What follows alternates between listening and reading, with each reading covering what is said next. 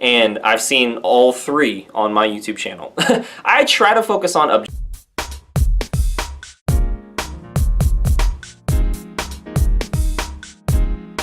Hey, it's Lance McGowan here, and today's video is going to be on a YouTube comment that I got where he basically said only 1% of MLM distributors make a profit. Is he right? Is he not right? Is he halfway right? Well, it's not about right or wrong. Let's just keep that in mind. It's about trying to speak the truth and seek understanding. But here's his comment, so let's get right into it. He said, less than 1% of all MLM or network marketing distributors even turn a profit. The reason why is in order for the people at the top of the plan to make money, lots of people below have to spend the money. That kind of sounds like a corporation or a franchise or small businesses. You have business owners, CEOs that need a lot of customers and employees to drive the sales. So, okay, I'm not really, okay. We'll continue though, we'll continue.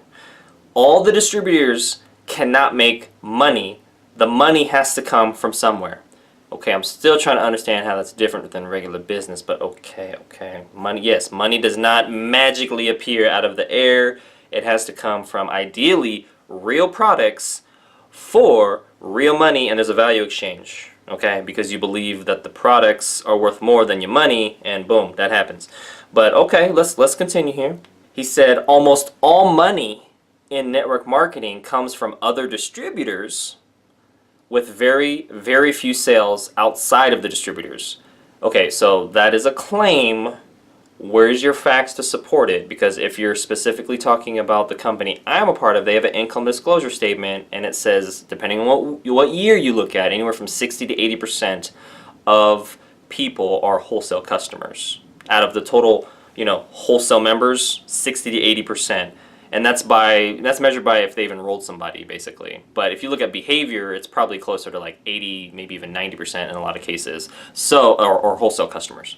And then 10 to 20%, we'll just say 20%, following Pareto's rule, 80-20 rule, roughly. Again, you gotta look at the income disclosure statement for the details, because I know some people out there are gonna be like, but calm down, right? There's an oil for that. Then he says, therefore, they cannot make all money.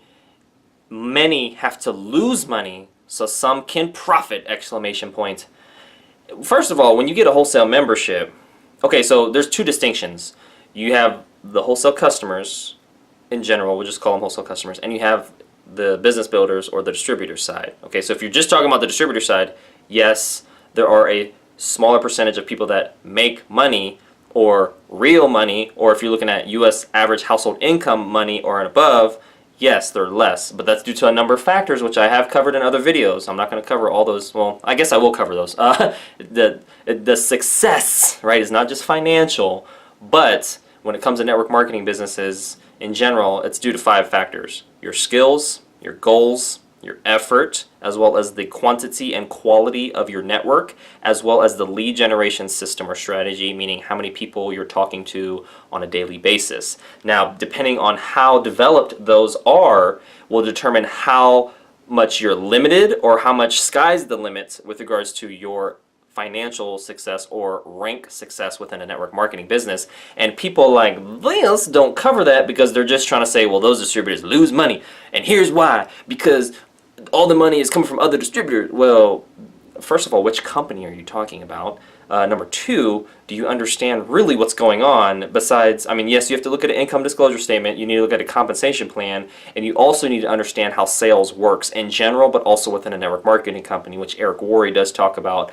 And so the book Go Pro, which I'll have a link in the description of that, as well as Rise of the Entrepreneur, which is a documentary that he has. Highly recommend watching that if you're in real estate, stocks, network marketing, or an entrepreneur. Any of those, or want to be one of those, or coming out of one of those. It don't matter. If you're just interested in one of those categories, stocks, real estate, network marketing, or just small business owner, that movie, Rise of the Entrepreneur, is boom, where it's at. Okay, so here's also what he says. And as a side note, you are more likely to make money in traditional pyramid scheme than network marketing or MLMs.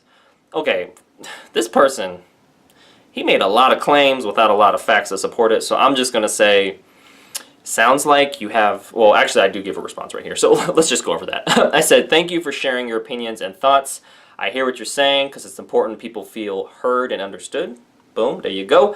But I'm not seeing any fact-based evidence to support your claims of less than 1% turn a profit. Yes, you can provide an income disclosure statement, but that's still only part of the story. Remember, 5 factors to determine financial and rank success within a network marketing company that I found. Are there others? Sure. Are there different degrees of those 5 categories? Sure. This, again, we're just covering the basics on this one. I said, you don't have fact-based evidence to support your claims of less than 1% turn a profit. Almost all money comes from other distributors, and more likely to make money in traditional pyramid scheme than network marketing or MLMs. Those would need to be distinguished and defined as well. So what it sounds like he's doing is making a lot of generalizations that are very broad and, you know, just generally sweeping everything under one in one box because it's easier for the mind to put it there.